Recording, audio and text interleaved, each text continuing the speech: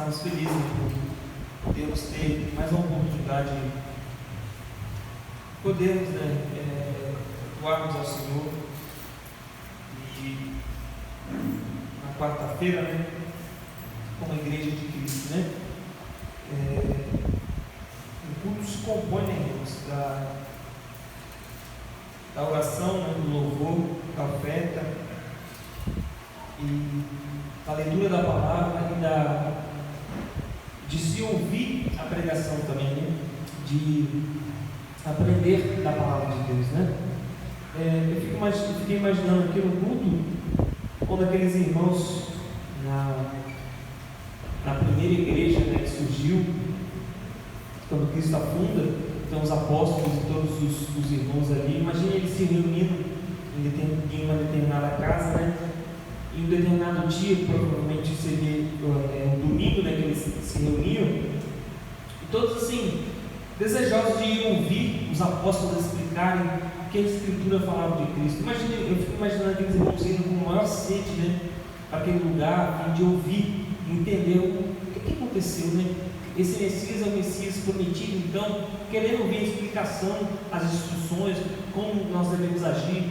nos mover e tudo mais, com sede de ouvir a palavra de Deus, Então, assim, é uma bênção podermos ouvir a palavra de Deus, E ela fala ao nosso coração, nos instruir, nos nortear, Vamos então abrir nossas Bíblias, irmãos, em Romanos, capítulo 8.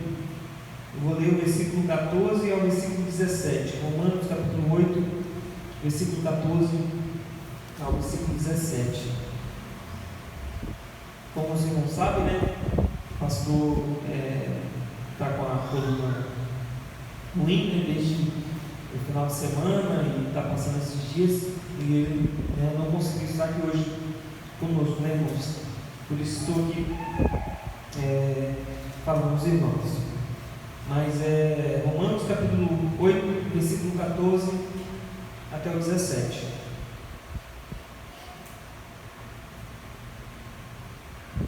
Amém? Vocês encontraram? Romanos 8, versículo 14 ao 17.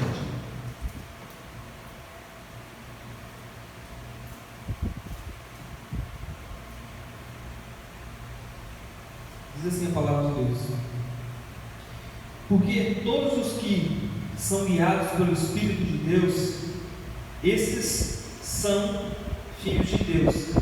Porque não recebestes o espírito de escravidão, para outra vez estardes em temor, mas recebestes o espírito de adoção de filhos, pelo qual clamamos: Abba, Pai. O mesmo Espírito testifica com o nosso espírito que somos filhos de Deus. E se nós somos filhos, somos logo herdeiros também, herdeiros de Deus e co-herdeiros de Cristo, se é certo que com Ele padecemos, para que também com Ele sejamos glorificados. Vamos orar? Te agradecemos, Senhor, por essa oportunidade, por tudo que o Senhor tem nos proporcionado aqui, por este momento que podemos, ó Deus, transmitir a Tua palavra, e todos nós, Senhor, seremos ouvintes dela, que o Senhor possa falar ao nosso coração, que possamos aprender mais de Ti, Senhor. Ajuda-nos por Tua graça, oramos em nome de Jesus. Amém. Irmãos, normalmente o mundo tende a falar sobre o nosso Deus, ou o Deus da Bíblia, ou o Deus que nós confessamos, professamos, Eles tendem a atacar a nossa fé, e normalmente a nossa fé é atacada quando eles são mais assim, eles tentam ir pelo caminho tentando atingir a palavra de Deus, a Bíblia em si. Eles atacam Deus, Pai, Só que da perspectiva do mundo, irmãos, eles têm uma noção muito equivocada de quem Deus é realmente. Eles sempre vão falar, nos acusar de que Deus é um Deus tirano, de que Deus é um Deus que matou muitas pessoas, ou vão dizer que Deus, na visão deles, que pode curar algumas pessoas, mas não cura, que fez algumas coisas de bom para algumas pessoas, mas para as outras pessoas não fizeram. E eles pintam um Deus que na verdade não é um Deus paterno como nós cristãos consideramos, né? Eles pintam um Deus tirano, um Deus que na verdade é um Deus que é perturbado psicologicamente, que faz coisas estranhas, só que eles não conhecem esse Deus profundamente, segundo o que a Bíblia dele vai nos falar, né? A palavra, irmãos, de Deus nos mostra um Deus que é Pai. Por exemplo, a oração de Jesus, ela inicia de forma muito clara e objetiva, Pai nosso que estás nos céus. Os discípulos vão chegar até Jesus e vão perguntar: Senhor, como que nós devemos orar? A primeira frase é Pai nosso que estás nos céus. Então nós vemos de forma muito clara na Escritura que Deus se revela como um Pai, que Deus se mostra como um Pai, que Deus ele tem filhos que Ele trouxe para si, e Ele trata essa família agora, essa nova família, como um Pai muito amoroso, né? Às vezes eu comento, né, os irmãos têm vindo comentar algumas vezes, talvez, sobre a observação que eu tenho feito da Cecília, assim. Ela fica, muitas das vezes, na cama, na cadeirinha, em algum lugar assim, e ela não sabe usar a necessidade que ela tem, ela não consegue compreender, ela não sabe chorar, ela só sabe reclamar, ela só sabe pedir. Se nós olharmos do aspecto de quem Deus é, dentro do campo que Deus tem visão completa, nós somos exatamente um bebê. Nós não sabemos o que Deus tem a visão completa. Os irmãos que são pais, que conseguem ter, nossa, eu preciso fazer isso, aqui, eu preciso trabalhar, colocar comida em casa, eu preciso fazer a comida, eu preciso dar no horário certo, eu preciso dar banho, eu preciso limpar, tudo isso. É a mesma coisa de Deus. Deus tem todos os pontos que precisa fazer conosco, que a gente não consegue compreender. A gente só é um bebê numa cama chorando, sem saber, não temos sequer noção do que está acontecendo. Nossa noção é muito limitada, e Deus quer nos fazer crescer. A intenção de um pai bom é nos fazer crescer. Então Deus age assim como um pai, de forma muito clara. Isso está se tornando mais claro, né? A minha compreensão, né, de quem Deus é, né? Falo isso de vez em quando com a Ariane. Mas nos versos que nós vemos aqui, vemos que nos versos anteriores, Paulo está falando que os que vivem segundo a carne e dos que andam no Espírito, né? Ele está trabalhando essa diferença, aqueles que andam segundo a carne e aqueles que andam segundo o Espírito. Ele fala: quem vive na carne não pode agradar a Deus, pois a carne é inimiga de Deus e não pode ser amiga de Deus, né? De nenhum modo, pois ela não é sujeita à lei de Deus. Se ela não pode se submeter à lei de Deus, ela não pode ser amiga, mas sempre inimiga dele. É isso que Paulo trata. E os que andam na carne fazem isso por terem o Espírito, e os que não andam na carne fazem isso por terem o Espírito habitando neles. Paulo está fazendo a diferença de que aqueles que agora têm o Espírito andam no Espírito, diferente daqueles que não têm, que andam segundo a carne. Assim, eles não são devedores à carne, mas vivem segundo o Espírito, né? Não, perdão, mas assim eles não são devedores à carne para viverem segundo ela, porque se viverem segundo a carne morrem, mas se pelo Espírito mortificarem as obras do corpo, eles viverão. Então, há um poder agora manifesto na vida do crente que faz com que ele mortifique a carne. É exatamente isso que Paulo vai tratar, né? Aí vai dizer assim, a partir do versículo 14: porque todos os que são guiados pelo Espírito de Deus, esses são os filhos de Deus. Agora, esses que têm o Espírito Santo, que não andam segundo a carne, porque eles são guiados pelo Espírito Santo, eles são filhos de Deus, né? Então, o primeiro ponto é: os guiados pelo Espírito são filhos, né? Os que têm o Espírito são guiados. Os que têm o Espírito são filhos, né? Na verdade. Uma coisa, irmão, que nós podemos observar na Bíblia é as características do Filho de Deus, que eles são guiados por Deus, né? São guiados pelo Espírito de Deus. Assim, irmão, como estudantes que em sua aprendizagem é guiado por um professor, como um viajante que em sua viagem é orientado por seu guia, como um soldado que é combatente, é dirigido por seu capitão. Essa é a característica, irmãos, indubitável de todos os verdadeiros crentes serem guiados pelo Espírito de Deus, tendo submetido pela fé a sua orientação, e são docilmente levados a toda a verdade e a total submissão a Deus. Paulo, irmãos, trata no versículo 8 de que aqueles que andam segundo a carne, eles têm o poder da lei.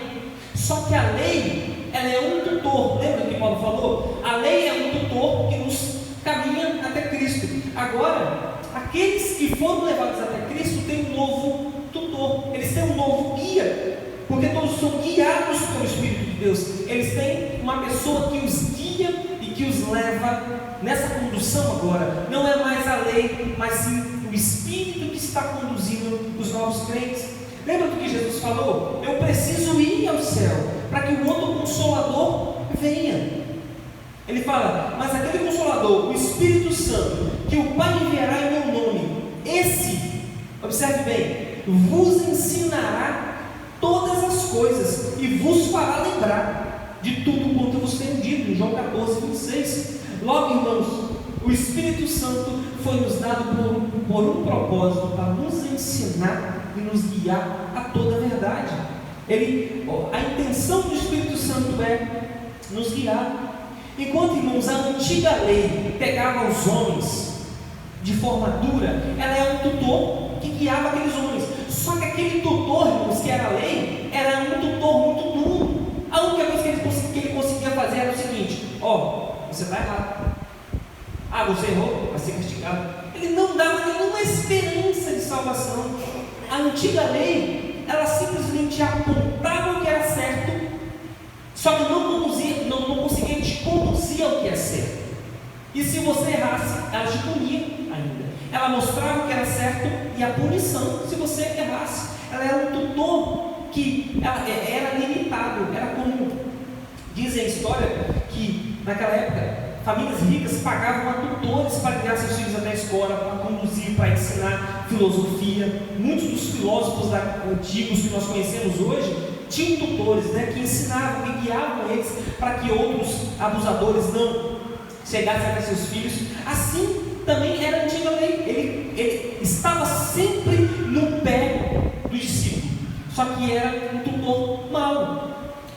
Perdão, não era um tutor mau, era um tutor que só conseguia mostrar o que era certo e o que era errado e só punia. Ele não conseguia consolar, não haveria possibilidade desse ser mudado. Já, irmãos, o Espírito Santo é um consolador diferente. Ele consola o coração do crente, ele guia pelo amor e pela misericórdia. Ele consegue não só mostrar, mas fazer com que nós cheguemos a lá. O Espírito Santo não é aquele que convence do pecado, da justiça e do juízo. Então, esse Espírito, irmãos, que nos guia, ele só não vai apontar para Cristo, segue aquele caminho, viva segundo essa verdade, mas ele vai quebrar seu coração e vai fazer com que você siga esse caminho genuinamente.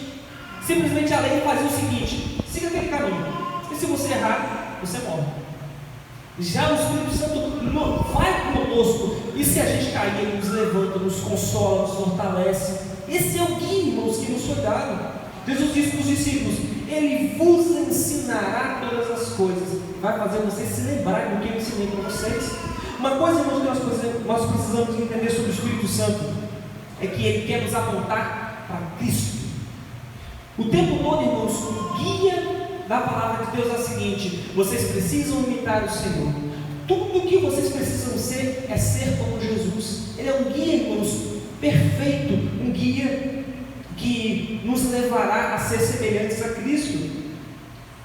Em 1 João, irmãos, capítulo 2, 27, diz assim: e a unção que vós recebestes dele fica em vós, e não tendes necessidade de que alguém vos ensine, mas como a sua unção vos ensina todas as coisas, e é verdadeira e não é mentira, como ela vos ensinou, assim nele permanecereis. Como que Jesus nos ungiu, irmãos? Nos ungiu pelo Espírito Santo. O Espírito Santo é essa unção que nos foi dada, e pela unção do Espírito Santo, irmãos, nós somos ensinados. É o que João falou. João aqui, irmãos, está tratando na sua carta sobre o anticristo. E aqueles que seguiam o anticristo não tinham o Espírito Santo. João fala que vocês receberam essa unção e por isso vocês conhecem a verdade. Vocês têm o Espírito Santo, por isso vocês conseguem definir o que é certo e o que é errado. Vocês têm o Espírito Santo, por isso vocês não caem em falar. Você já viu aquele crente, irmão, às vezes simples, às vezes que não sabe ler, às vezes que não tem tanta instrução, não tem escolaridade, mas ele não cai em mentira, ele não cai em engano, ele conhece, irmãos, porque o Espírito Santo o conduz, o guia a toda a verdade. Assim é o Espírito Santo, porque todos os que são guiados pelo Espírito de Deus, né? Esses são os filhos de Deus. O Deus, irmãos, o pai dessa família, deu um tutor perfeito, enquanto outras famílias davam tutores a esses filhos para cuidarem. Deus nos deu um tutor perfeito para nos guiar. Deus não nos deixou sozinhos. Jesus falou assim: eu não vos deixarei órfãos, eu voltarei para vós. Pense em Cristo sendo agora irmão de todos nós, todos os discípulos. Ele foi para o Pai e deixou um consolador conosco, um guia. É como se Jesus fosse para uma terra distante, irmãos.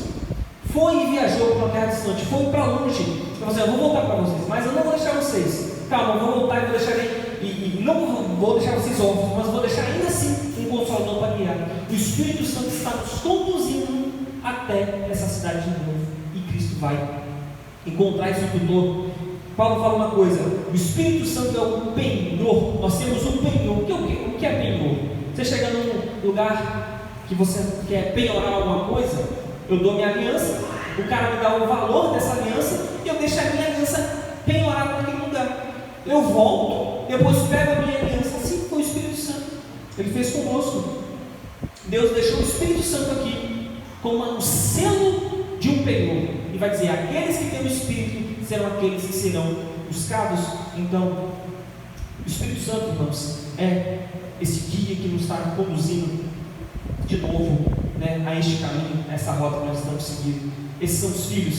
Os filhos não foram abandonados, eles têm o Espírito Santo.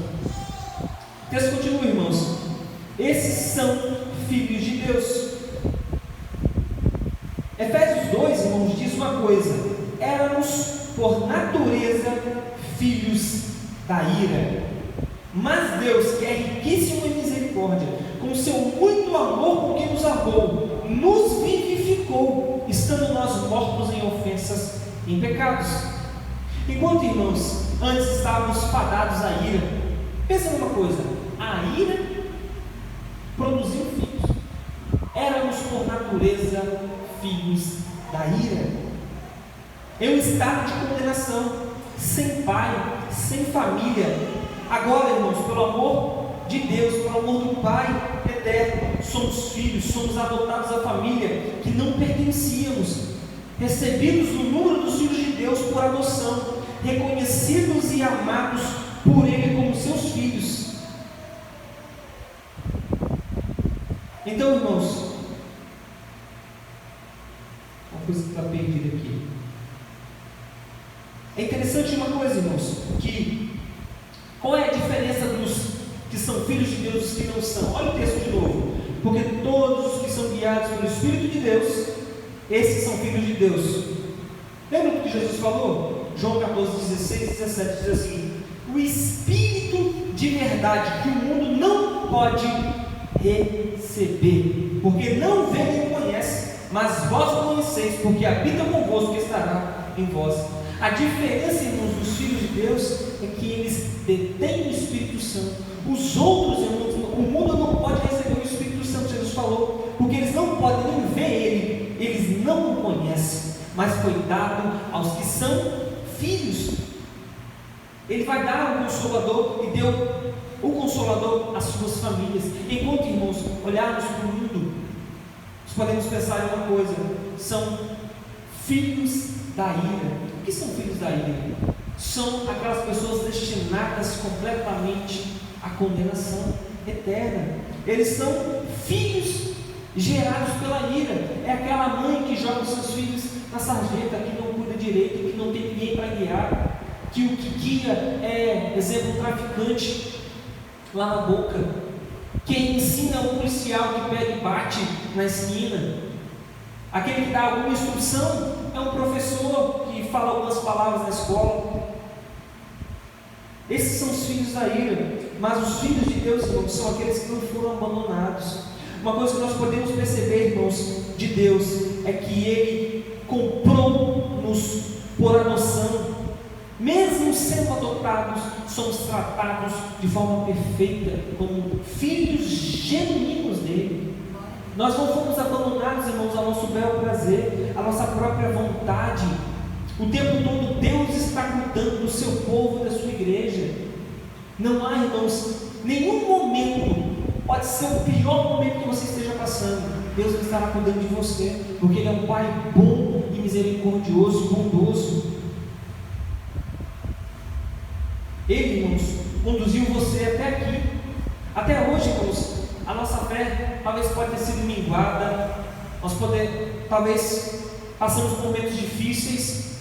Talvez intelectualmente algumas coisas atingiram o nosso entendimento sobre a palavra de Deus. Mas o tempo todo Deus guiava-nos. Um certo pastor foi estudar em Londres, na Europa, não sei se é Londres, mas ele estudando, fazendo mestrado, doutorado, e a fé dele começou a minguar. Ele estudou vários livros, mas ele tinha que tentar estudar para conseguir fazer o mestrado e tudo mais. Aí ele foi procurar um pastor desesperado, um irmão, né? Ele falou assim, um homem já muito experiente, falou, não, esses argumentos aqui você debate com esse livro, toma esse livro, toma esse livro, toma esse livro. Ele leu e aquela dúvida foi embora, acabou. Mas ele dizia uma coisa: por mais que a minha fé estava sendo abalada, eu tinha certeza que Deus ainda estava lá. Alguma coisa lá no fundo do meu coração dizia, Deus está lá. Eu não conseguia abandonar a minha fé. Esses são os filhos, irmãos. Eles são guiados pelo Espírito Santo de Deus. Eles são conduzidos por Deus o tempo todo. Há um caminho, irmãos, que Deus deixou-nos para nós trilharmos, e um guia perfeito. A sua família não há de se perder. Os seus filhos não hão de se perder.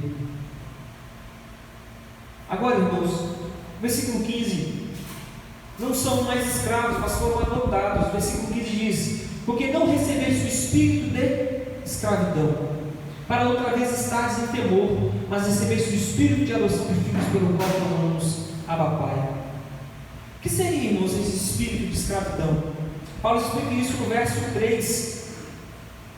Diz assim: porquanto que era impossível a lei, visto que como estava enferma pela carne, Deus, enviando seu Filho em semelhança da carne do pecado, pelo pecado condenou o pecado na carne.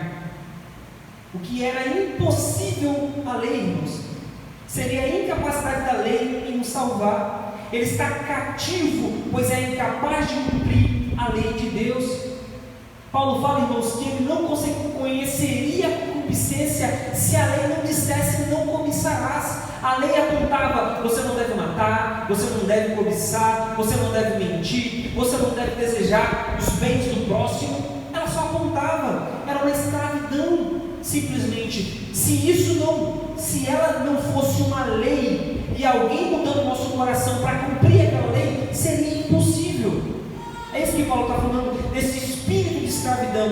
Pensa nos fariseus, nos saduceus, tentando cumprir a lei na força do braço. Eu dou esmola, eu dou os dízimos, do cominho, da lã, eu cumpro toda a lei de forma rigorosa e perfeita, mas isso não te pode salvar. Havia um espírito de escravidão. Só que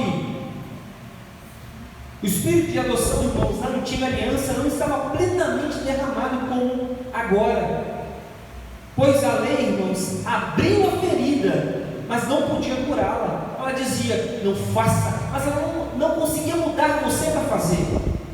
Por isso, há o temor. Esse relacionamento com Deus é com base na dívida. Nós devemos muito a Deus, e Ele é o credor e compassivo que vive a nos vigiar.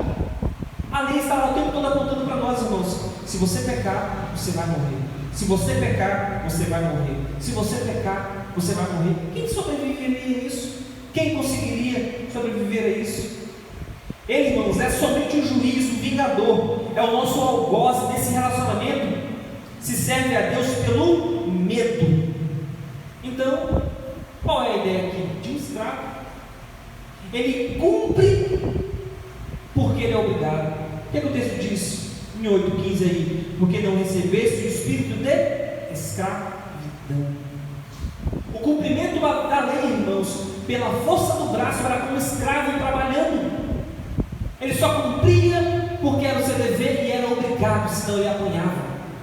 Ele só cumpria, fazia todos os ritos, fazia todas as coisas, porque havia um chicote sobre as suas costas, havia uma lança apontada sobre as suas costas, o tempo todo empurrando ele para cumprir.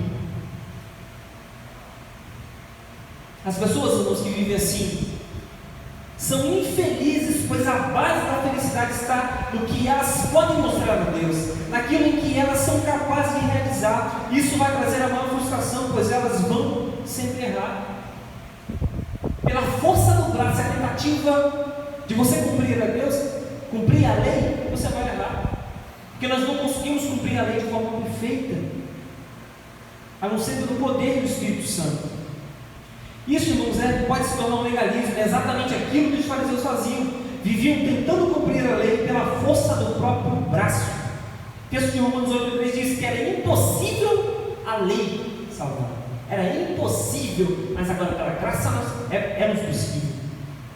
E os que andam na carne estão em espírito de escravidão. 8, versículo 5 diz assim: porque os que são segundo a carne inclinam-se para as coisas da carne, mas os que são segundo o Espírito para as coisas do Espírito. Observe, os que são segundo a carne inclinam-se para as coisas da carne. Há uma inclinação porque a natureza dele é carnal, ele está preso naquela natureza, então ele não consegue cumprir outra lei, a não ser que aquele coração seja mudado. Mas Paulo disse a eles: mas com vocês não é assim. Volta ao versículo 15: porque não recebeste o espírito de escravidão. Vocês não receberam o espírito de escravidão, para outra vez estáis em temor. Lembra do temor da lei? Mas recebeste o espírito de adoção de filhos, pelo qual clamamos: Abba, Pai. Vocês receberam outro espírito, aquele que faz vocês clamarem Abba, Pai. Não o espírito de escravidão. Vocês não deveriam temer, vocês deveriam comemorar. Agora, de vez de ser um escravo tentando cumprir a lei, é um filho que cresceu naquela família, é um filho que ama seu pai, é um filho que quando o pai pede, ele faz amorosamente porque ama o pai. Ele consegue viver nesse espírito de adoção de filhos. Ele observa a misericórdia, a bondade, o amor de Deus que foi dado a ele. Ou era um indigente, alguém que não tinha nenhuma solução, uma pessoa que vivia à margem da lei, uma pessoa que quebrou todos os mandamentos possíveis. Foi eu que quebrei, mas ele me recebeu com amor, com misericórdia, com bondade. Tudo que eu não merecia receber, ele me deu. Então, o espírito que me foi dado não é um espírito de escravidão, é um espírito de adoção. Eu posso falar agora ele como um pai. Ele é misericordioso, ele é bondoso, ele é muito bom. Como que é possível não cumprir a lei dele? Isso que Paulo está querendo dizer. Não há mais temor, mas há um espírito agora que nos faz clamar Abba, Pai. A adoção aqui é pegar, irmãos. Pensa num pai que tem um filho perfeito, tem Cristo que cumpre toda a sua lei, todo o seu mandamento, que faz tudo perfeito. Então vamos fazer o seguinte: há uma perfeição, vamos fazer o seguinte, um plano para adotar 300 crianças. Quem são elas? Vive na Cracolândia, consegue cumprir a lei, vive roubando, um monte de gente que não faz nada, indigente, um de 15, outro de 10, outro de 5, que não tem pai, que não tem mãe, que não tem ninguém, que não tem felicidade, que não tem perspectiva de vida. Esses não comem direito, não aprendem nada, não sabem fazer nada, são só indigentes vivendo no mundo ali perdidos. Vamos fazer o seguinte: vamos adotá-los. A gente adota, dá comida, dá saúde, dá condição, dá educação, conduz e vão fazer eles viver uma vida adequada, perfeita e digna. Essa é a família, irmãos, para a qual nós somos. Ele tinha um Jesus perfeito ao seu lado, não precisava de nós, mas ele adotou-nos. Isso, irmãos, é muito belo e bonito. mas recebeste o espírito de adoção de filhos. Nós somos adotados à família perfeita de Deus, irmãos. Enquanto Deus nos fez semelhantes a seu Filho perfeito, Ele nos trata, irmãos, igual a Jesus. Isso é incrível, irmãos, isso é impressionante. Os indigentes do mundo são tratados como um Filho perfeito, que morava, que foi a vida toda cumprindo tudo perfeito. Agora os indigentes do mundo são tratados igual ao Filho perfeito. Essa é a adoção, irmãos, que Deus nos fez por meio de Cristo. O Evangelho é uma beleza, né, irmãos? O Evangelho é perfeito. Glória a Deus. Nós deveríamos comemorar, então. Nós fomos adotados. O texto diz: mas recebeste o espírito de adoção de filhos, pelo qual clamamos Abba Pai. Versículo 15, né? Devemos comemorar porque somos adotados, estávamos perdidos e fomos achados longe e chegamos perto.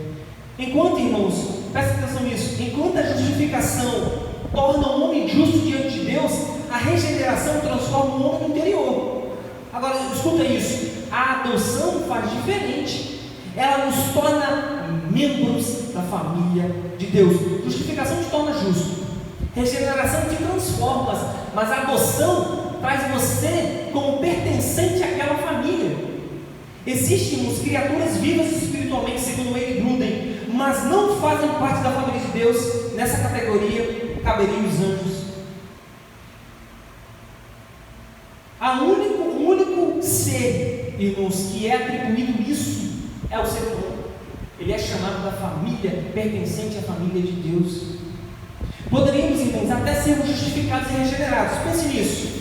Mas Deus poderia muito bem manter-nos distantes, se manter distante de nós. Ele podia justificar e regenerar, mas por viver com indigente, tá tudo. Eu paguei faculdade, eu dei saúde, eu dei tudo, mas vou manter eles longe. Eu vou alugar uma casa, um terreno, uma fazenda para eles viver lá. Nem vou lá visitar, mas o dinheiro está entrando, a faculdade está sendo paga, os médicos, saúde psicológica e tudo mais está sendo pago. Não foi isso que ele fez. A adoção trata de relacionamento. O espírito de adoção de filhos leva-nos a clamarmos Abba Pai. Por isso que eu estou dizendo isso, porque Abba Pai denota um relacionamento. O espírito de adoção opera nos filhos de Deus um amor filial a Deus como um pai, um deleite nele e uma dependência dele como de um pai. Deus poderia nos salvar, como já disse anteriormente, e nos manter longe do universo. Deus poderia ter feito isso. Vou criar um mundo para as pessoas que eu irei salvar e não trazer para perto dele. Mas ele fez muito mais que isso. Nos tornou seus filhos, um povo que não lembrava dele, um povo mau que odiava seus mandamentos. Essa oração, irmãos, aqui é chamada de clamor. O Espírito nos ensina a nos achegar em oração a Deus como a um Pai, com uma santa e humilde confiança. Abba Pai. O termo Abba é do aramaico, irmão, significa pai. A combinação da palavra aramaico Abba com a palavra grega que significa pai, grego aí pater, expressa grande intimidade, a profunda emoção, o anelo, o afeto, a confiança mediante os quais o Espírito Santo nos leva a clamar a Deus. Pense nisso, irmãos. Deus falou assim: se vocês obedecerem os mandamentos de Deus, vocês serão amados do meu Pai. Isso denota, irmãos, que nós podemos chegarmos nessa família, nós que éramos indigentes, distantes, quebramos todos os mandamentos, nos relacionar de forma perfeita como filhos dele. É você se chegar àquele pai que trouxe essa grande família do pé dele, e ele está tratando o filho que nasceu, que é o filho do seu sangue. Ele trata aquele indigente como igual. Aquele pode ter intimidade com o pai também. Pode chamar de, vou dar um exemplo aqui, é menor do que o termo quer dizer. Pode chamar de papaizinho, pode abraçar, pode reclinar a cabeça. Ele tem intimidade. A ideia de Abba, pai, são duas expressões, pai, né? E pai, no caso são aramaico e grego, e denota intimidade, relacionamento perfeito. O espírito de adoção de filhos, irmãos, leva-nos a ter um relacionamento tão perfeito com o pai, dentro dessa família, que nós podemos agora chamar a Deus genuinamente de Pai. Nós somos cuidados, fomos tratados bem, recebemos amor suficiente, recebemos graça e misericórdia o tempo todo. O Espírito agora, irmãos, testifica que somos filhos de Deus, no versículo 16. O mesmo Espírito testifica com o nosso Espírito que somos filhos de Deus. Há, irmãos, uma confirmação interna que somos de Deus. O mesmo Espírito testifica com o nosso Espírito que somos filhos de Deus. Para o testemunho dessa relação de filhos, irmãos, é aquele testemunho. Primeiro vem a obra do Espírito Santo como um santificador, agora como um consolador. Muitos homens têm testemunhado para si mesmos, irmãos, da bondade de seu estado. Nossa, eu sou muito bom. Não tendo o mesmo testemunho da parte do Espírito. O Espírito testifica em nós que nós somos filhos de Deus. Muitos falam de paz a si mesmos, a quem Deus no céu não fala de paz muitas vezes. Mas aqueles que são santificados têm o Espírito de Deus testemunhando com seus espíritos, por meio do consolo, falam de paz para a sua alma. Aquele Espírito está dizendo: você pertence à família de Deus. Ele testifica com o nosso Espírito que somos filhos de Deus. Há um selo tão bem colocado, uma marca tão bem definida, que nós sabemos que nós somos filhos dele. Esse testemunho está sempre de acordo com a palavra escrita, irmãos, nunca ao contrário, e portanto sempre baseado na santificação, pois o Espírito que está no coração não pode contradizer o Espírito que está na palavra. Lembra? Ele convence do pecado, do juízo. Como o Espírito Santo que está em mim pode contradizer o que está escrito na Escritura? Se ele veio convencer da justiça, juízo e do pecado. Então, qualquer pessoa que diz que tem o Espírito Santo em você vai querer e vive na prática do pecado, está mentindo, né? Quer, irmãos, melhor consolo que este? O próprio Deus dizendo a você que você pertence a Ele como filho. O Espírito está testificando com o nosso Espírito que nós somos filhos de Deus. Pense nesse tutor, esse jovem que foi adotado essa família. Ele cai em desespero: não, o pai não me ama, outra vez eu errei, eu fiz de novo, eu errei de novo. Mas o Consolador nos consola-nos a tal ponto, leva-nos ao arrependimento perfeito em Deus e nos faz lembrar que nós somos filhos de Deus. Esse tutor que está guiando esse rapaz, esse jovem que errou, está dizendo: não, ele te ama, ele ainda te adotou, você pertence à família dele. Ele não te adotou à toa, ele não fez tudo por você à toa, para te abandonar agora, só porque você errou. De fato você errou, mas o arrependimento virá por meio desse consolo, irmãos, de que nós somos filhos de Deus. Algo, irmãos, que nós devemos pensar é que nós pertencemos ao Senhor, pertencemos a Ele de forma perfeita, irmãos, de forma graciosa. O Espírito Santo nos foi dado e o tempo todo fala ao nosso coração que nós somos filhos de Deus. É por isso que este irmão que foi estudar, ele tinha o Espírito Santo falando no seu coração, por mais que estava passando por momentos difíceis.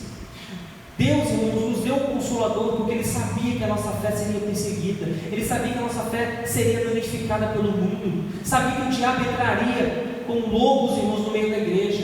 Ele sabia que tudo isso iria acontecer. Ele deu-nos o Espírito Santo para nos guiar nessa terra difícil e árida, irmãos. Haveria dificuldade e só conseguiríamos passar porque tínhamos o Espírito Santo dizendo ao nosso coração: nós fazemos parte daquela família ainda. Estamos talvez numa caminhada distante, um caminho longo e árduo, mas pertencemos de forma perfeita àquela família, a família de Deus. Não só isso, versículo 17 fala, irmãos, os filhos não são simplesmente filhos agora, são herdeiros de Deus. E se nós somos filhos, somos logo herdeiros também, herdeiros de Deus e co-herdeiros de Cristo, se é certo que com Ele padecemos, para que também com Ele sejamos glorificados. Herdeiros de Deus, irmãos, co-herdeiros de Cristo.